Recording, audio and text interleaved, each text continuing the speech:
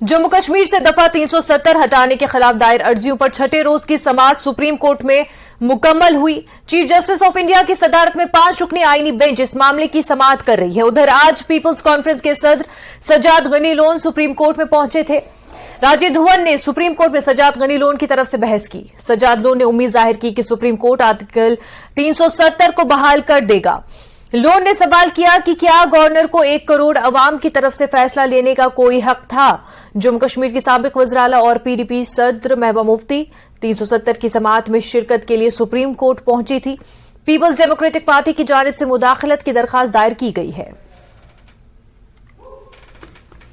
And we are all grateful to the esteemed lawyers who have given voice to the voiceless people of Jammu and Kashmir, who have been threatened into silence through the barrel of gun, through coercive measures like PSA, UAPA, NIA, ED, SIA, SUI, all draconian laws and weaponized agencies, जिससे जम्मू कश्मीर के लोगों को पिछले 4 साल से खामोश कराया जा रहा है। कोई वहां पर जिस तरह मैंने देखा आज सुप्रीम कोर्ट में जिस तरह 370 के ऊपर डिस्कशन और डेलिब्रेशंस हो रही हैं, आप जम्मू कश्मीर में एक आम जम्मू का, कश्मीर का, लद्दाख का बंदा इस पे बात नहीं कर सकता। अगर बात करेगा तो उसको जेल में डाल देते हैं।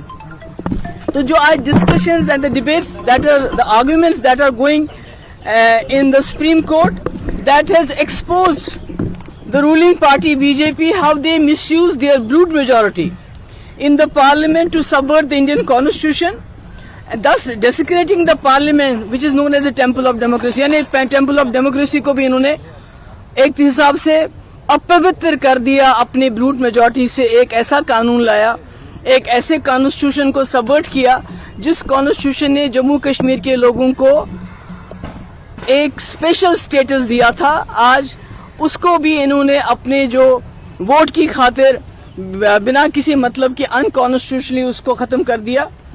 टुडे आज हमारा special status is not on trial. Let me be very clear about it. It's the idea of India that JK Jammu Kashmir, the erstwhile Jammu Kashmir wedded itself to, though even though being a Muslim majority, जिस idea of India के साथ हमने हाथ मिलाया है, आज उसका मुकदमा अंदर चल रहा है। आज हमारा मुकदमा अंदर नहीं चल रहा है।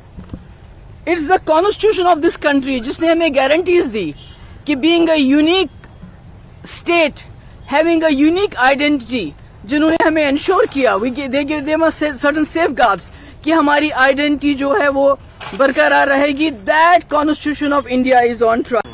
नहीं, आज हमारे वकील राजीव धवन साहब का आर्गुमेंट होगा, तो I am very hopeful and I have full faith in the judiciary and also in our lawyer. हमारा केस बहुत स्ट्रांग है। इंशाल्लाह पूरी उम्मीद है कि इंशाल्लाह न्याय यहाँ मिलेगा। अभी तक सर दलीलें हुई हैं, उसमें सेटिस्फेक्शन है या आगे और कुछ कहना चाहिए? नहीं, ये तो ऑनगोइंग प्रोसेस है। अभी तो शुरुआत ही हुई है, या मतलब पिछले 2 हफ्ते से 3 हफ्ते से जो पुराने भी लॉयर्स हैं उनने बहुत ही जबरदस्त तरीके से केस को प्लीड किया हुआ है। तो आगे भी चलता रहेगा। आप देखेंगे आगे क्या होगा। जेएनके से पॉलिटिकल लीडर्स जो है सुनवाइयों पे यहाँ पर पहुंच रहे हैं, क्या कहना चाहिए? ये दिस शोज के how close it is to people's hearts. हम तो तभी आएंगे जब हमको मालूम होगा कि लोगों का सेंटिमेंट क्या है। हमने तो जाके कल लोगों में ही बैठना है। सो इसलिए हम तो इसीलिए आ रहे हैं बिकॉज हमें मालूम है कि जो मेजॉरिटी सेंटिमेंट जम्मू कश्मीर में है वो है कि एब्रोगेट नहीं होना चाहिए। बुनियादी बात क्या है जो आप लोगों को आपत्ति है जो पूरे प्रोसेस को लेकर? एक फेडरल स्ट्रक्चर है, एक फेडरल प्रॉमिस था। ये कोई टॉम डिक या हैरी ने नहीं किया था, ये तो हिंदुस्तान के पार्लियामेंट ने प्रॉमिस किया था। It's more about the sanctity of the promises made by parliament than about 370 than about J and K. Governor के द्वारा इस चीज को हटाया गया, क्या वो गलत था? क्या वो देखिए, ये एक चीज पूरे हिंदुस्तान में अब पूछी जाएगी कि क्या गवर्नर बड़ा है या स्टेट के लोग बड़े हैं? क्या गवर्नर के पास इतने ताकत हैं? वो भी उसी वोट से आया होता है, पार्लियामेंट के वोट से।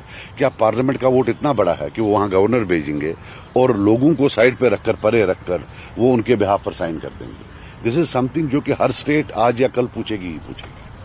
बीजेपी के तर्जुमान अल्ताफ ठाकुर ने कहा कि कश्मीर में अब आर्टिकल 370 से कोई जज्बाती ताल्लुक नहीं है। पीडीपी सदर महबूबा मुफ्ती के बयान पर रद्द-ए-अमल जाहिर करते हुए ठाकुर ने कहा कि लोगों ने यौम आजादी के मौके पर 15 अगस्त को साबित कर दिया कि वो सिर्फ हिंदुस्तान के बारे में जज्बाती हैं।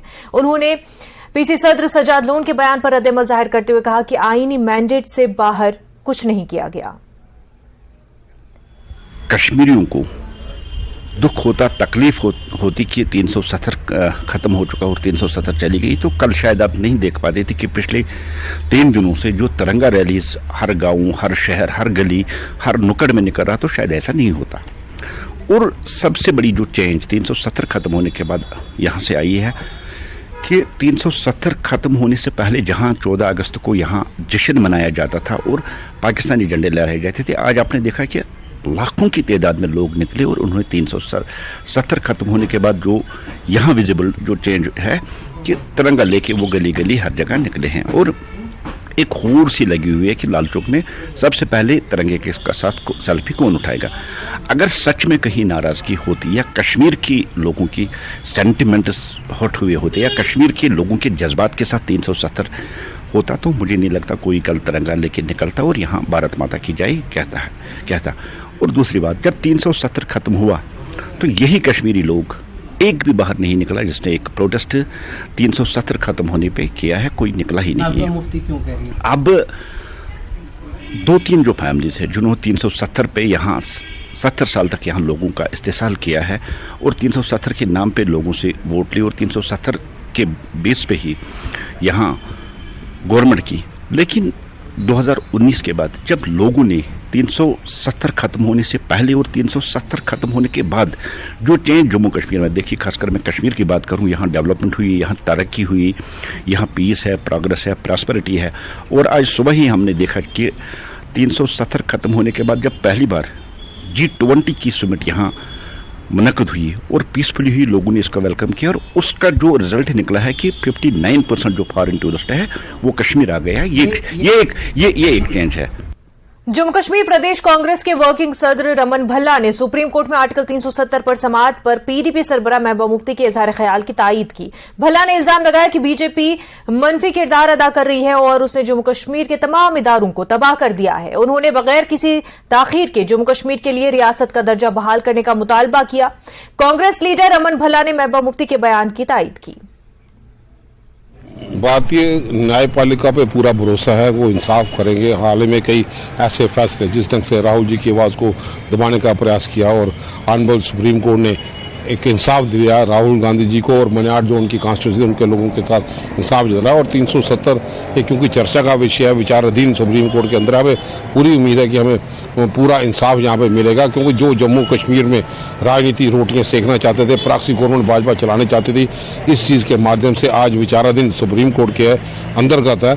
और जम्मू कश्मीर में रियासत को ख़त्म करके यूटी को में कन्वर्ट करके गवर्नर की जगह एलजी साहब को बिठा के मैं समझता हूं जम्मू कश्मीर के अवाम के साथ भाजपा ने इंसाफ यहाँ पे नहीं किया। अब गुहार जो क्योंकि सुप्रीम कोर्ट में लगी है, हमें पूरी उम्मीद है ऑनरेबल सुप्रीम कोर्ट किस ढंग से सबके लोगों के वकीलों का पक्ष को बात में ध्यान में रखते हुए जम्मू कश्मीर के अवाम को इंसाफ देगा, ताकि जम्मू कश्मीर का अवाम जो नजरें लगा के बैठा है कि ऑनरेबल सुप्रीम कोर्ट उनको इंसाफ दे। और इंसाफ के लिए हमें यही उम्मीद है कि भारतीय न्यायपालिका पूरा इंसाफ जम्मू कश्मीर के अवाम के साथ करेगा। और 370 तोड़ने के बाद रोजगार तो मिला नहीं, सिर्फ रिक्रूटमेंट स्कैम मिले हैं।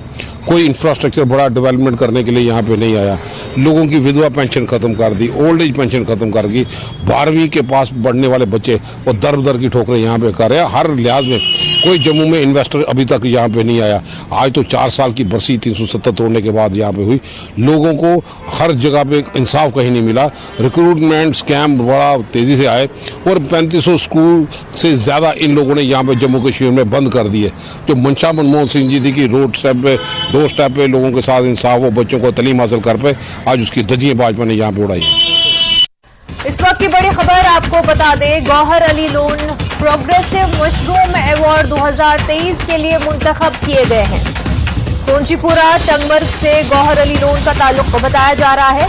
आपको बता दें कि गौहर अली मशरूम बादशाह के नाम से भी काफी मशहूर है। सितंबर में हिमाचल प्रदेश के मशरूम मेले में गौहर अली को अवार्ड से नवाजा जाएगा। तो सोनचीपुरा टंगमर्ग से ताल्लुक रखने वाले गौहर अली लोन, जो कि मशरूम बादशाह के नाम से भी मशहूर है, उनको सितंबर में हिमाचल प्रदेश के मशरूम मेले में अवार्ड से नवाजा जाएगा। प्रोग्रेसिव मशरूम अवार्ड 2023 के लिए गौहर अली लोन को मुंतखब किया गया है। आपको बता दें कि इंतजामिया गवर्नमेंट भी जो है नौजवानों को मोटिवेट करती है और सपोर्ट भी करती है, इसलिए कि नौजवान खुद रोजगार के मौके पैदा करें। हॉर्टिकल्चर हो, एग्रीकल्चर हो, इसमें कई मौके दिए जा रहे हैं नौजवानों को कि वो अपने लिए और दूसरों के लिए रोजगार के मौके पैदा कर सके, फिर वो चाहे लेवेंडर की काश्त हो, कीवी की या फिर मशरूम की। उसी की एक मिसाल गौहर अली लोन, जिनको प्रोग्रेसिव मशरूम अवार्ड 2023 के लिए मुंतखब किया गया है। सितंबर में हिमाचल प्रदेश के मशरूम मेले में अवार्ड से नवाजा जाएगा। आगे बढ़ते हैं। जम्मू कश्मीर के 4 अस्पतालों को आयुष्मान भारत डिजिटल मिशन के तहत scan and share Q management system से लैस करने के बाद टोकन जनरेशन के लिहाज से मुल्क के बेहतरीन कारकर्दगी वाले सेहत की देखभाल करने वाले 20 इदारों की सफ में जगह बना ली है। कामयाब डिजिटल पहल से लाइन ऑफ कंट्रोल से सिर्फ चंद किलोमीटर के फासले पर वाक़ दूर दराज के ऊड़ी तक फैली हुई है। सरफहरिस्त कारकर्दगी दिखाने वाले अस्पतालों की फहरिस्त में गवर्नमेंट मेडिकल कॉलेज बारामूला को 5वें नंबर पर रखा गया है, तो वहीं जीएमसी राजौरी 12वें नंबर पर है। श्री महाराजा हरि सिंह अस्पताल श्रीनगर को 19वें नंबर पर रखा गया है और श्री महाराजा गुलाब सिंह अस्पताल जम्मू 20वें नंबर पर है। जम्मू के एसएमजीएस अस्पताल के medical superintendent doctor Dara Singh ने कहा कि उन्होंने आयुष्मान भारत डिजिटल मिशन के जरिए लोगों को फायदा पहुंचाने को यकीनी बनाने के लिए कई इक़दाम किए हैं।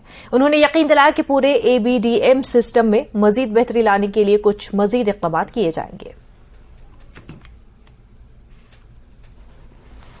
गवर्नमेंट ऑफ इंडिया ने हाल ही में एक लिस्ट जारी की है, जिसके तहत जो हॉस्पिटल्स हैं अक्रॉस इंडिया उनको एक रैंकिंग दी गई है। जो बेस्ट टोकन जनरेशन के सिलसिले में जो आयुष्मान कार्ड्स या आयुष्मान हेल्थ सर्विसेज हैं उस पर एक लिस्ट जारी की है और उसमें जम्मू कश्मीर से 4 इंस्टीट्यूशंस हेल्थ इंस्टीट्यूशंस हैं उनको जगह मिली है। एसएमजीएस हॉस्पिटल जम्मू का जो है उसको मिला है 20वां रैंक मिला है। इस तरह से जो बारामूला का जो हॉस्पिटल है उसको 5वां रैंक मिला है और जो राजौरी का है उसको 12वां रैंक मिला है। तो 4 इंस्टीट्यूशंस हैं। मेरे साथ इस पर बात करने के लिए डॉक्टर दारा सिंह जो कि एसएमएच हॉस्पिटल मेडिकल सुपरिटेंडेंट हैं यहाँ पे। डॉक्टर साहब, ये जो कॉन्सेप्ट है ये क्या है, किस तरह से आपको, क्योंकि पहले 20 पूरे इंडिया में best, one of the best जो टोकन जनरेशन, आखिर आपने ये जो उपलब्धि हासिल की है इसमें आपने किस तरह से काम किया और क्या कॉन्सेप्ट है? ऐसा है कि अब देखो डिजिटल आयुष्मान भारत मिशन चल रहा है, गवर्नमेंट ऑफ इंडिया का ये मिशन है और उसी तरह से वहीं से फंडेड है और यहाँ हमारे कमिश्नर सेक्रेटरी साहब, चीफ सेक्रेटरी साहब इसके लिए पूरी सपोर्ट हमें देते हैं और ये एक बहुत अच्छी फैसिलिटी होने वाली है लोगों के लिए, क्योंकि जब आपको ये स्कैन एंड शेयर में हम 20वें नंबर में आए हैं। इसमें कंसेप्ट ये है कि कोई भी पेशेंट आता है उसको लाइन में नहीं लगना है, उसको स्कैन करके अपना अपलोड करना अपना बायोडाटा और उसके एक नंबर जनरेट होता है। उस नंबर पे हम उसको, वो नंबर बोलेगा काउंटर पे, उसको हम पर्ची दे देते हैं। लेकिन ये इतना इम्पॉर्टेंट और इतना अच्छा कंसेप्ट है कि नेक्स्ट टाइम पे आप आओगे, आपका ऑलरेडी नंबर वहाँ है, आपको कोई डाटा नहीं देना है, कोई लाइन में नहीं लगना है, आपने सिर्फ अपना नंबर बताना है और ये एक आपका हेल्थ अकाउंट बन गया है। और अभी जो आप हॉस्पिटल में आस्ता आस्ता हम इसका जो लैब मॉड्यूल है, लैब मॉड्यूल भी हमने ऑलमोस्ट आज से हमारा शुरू हो गया है। तो लैब मॉड्यूल में जितनी भी रिपोर्टें आएंगी वो उसी स्कैन एंड शेयर नंबर में उस बंदे के पास भी चले जाएंगी। तो उसको रिपोर्टों के लिए भी इधर उधर घूमना नहीं है, डॉक्टर भी देख सकता है और पेशेंट भी देख सकता है। जो भी उसकी हेल्थ हिस्ट्री होगी आगे आगे इसी में आ जाएगी। तो ये बहुत ही अच्छा कंसेप्ट है, क्योंकि बहुत से लोगों को मैनुअली रहना पड़ता था, लाइन में रहना पड़ता था। लेकिन अब हमें इसमें थोड़ी सी आपकी हेल्प चाहिए कि लोगों को अवेयरनेस चाहिए, लोगों की कॉपरेशन चाहिए, लोगों को ये लोगों की फैसिलिटी के लिए है। शुरू में कोई भी स्कीम आती है थोड़ी दिक्कत आती है लोगों को समझाने में। हमने वहाँ स्टूडेंट्स भी लगाए हैं, लोग भी लगाए हैं, खुद भी हम वहीं से शुरू करते हैं मॉर्निंग में, ताकि लोगों को अवेयरनेस हो जाए कि ये हमारे फ़ायदे के लिए है। मैनुअल भी हमने सिस्टम रखा है, क्योंकि कुछ लोग ऐसे आते हैं जिसके पास कोई मोबाइल ही नहीं है, तो उसको भी हम अपने नंबर से भी करके देते हैं। लेकिन उनके लिए हम 5-7%, 10% मैनुअल भी करते हैं।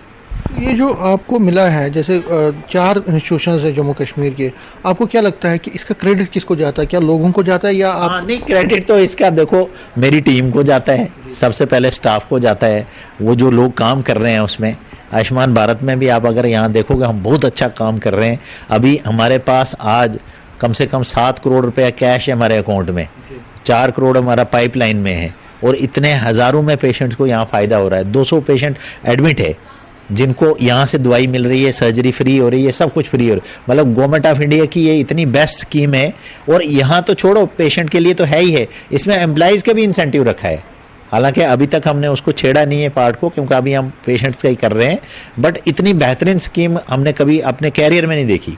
तो इसी का ये पार्ट है कि ताकि ये अकाउंट जुड़ जाए। ये सारा क्रेडिट जाता है यहाँ के हमारे स्टाफ टीम को, जो लोअर स्टाफ जो काम करता है, जो कंप्यूटर्स पे बैठते हैं, जो काम कर रहे हैं, उनकी हम डे बाय डे वो डे टू डे ट्रेनिंग भी कराते रहते हैं। और हमारे कमिश्नर सेक्रेटरी साहब इसमें रेगुलर रिव्यू भी लेते हैं, मीटिंग भी करवाते हैं, ट्रेनिंग के लिए भी वहाँ से लोग भेजते हैं। तो हमें सपोर्ट है, इसलिए ये प्रोग्राम अच्छा चल रहा है। न्यूज़ 18 से बात करने के लिए शुक्रिया। तो ये थे doctor Dara Singh, medical superintendent SMGS hospital Jammu, और ये कह रहे हैं कि जो इनको पहले 20 में जगह मिली है, कोशिश इनकी होगी कि अपनी सर्विसेज को और ये सुदृढ़ करे, मजबूत करे और इसमें इम्प्रूवमेंट लाए, ताकि आगे जब भी रैंकिंग होगी, जब भी कोई लिस्ट निकलेगा, तो पहले की 3 में ये अपना नाम दर्ज करवाना चाहेंगे। और जाहिर तौर पर लोगों से भी इनकी ये मैसेज है, इनकी एक पैगाम है कि वो आगे आए और जो फैसिलिटीज़ हॉस्पिटल्स में मिल रही हैं आयुष्मान के हवाले से, उसका वो ज़्यादा से ज़्यादा लाभ उठाएं। कैमरामैन साहिबा के साथ में समीर भट्ट, न्यूज़ 18 जम्मू। खबरों का सिलसिला आगे भी जारी रहेगा, लेकिन उससे पहले एक छोटा सा ब्रेक।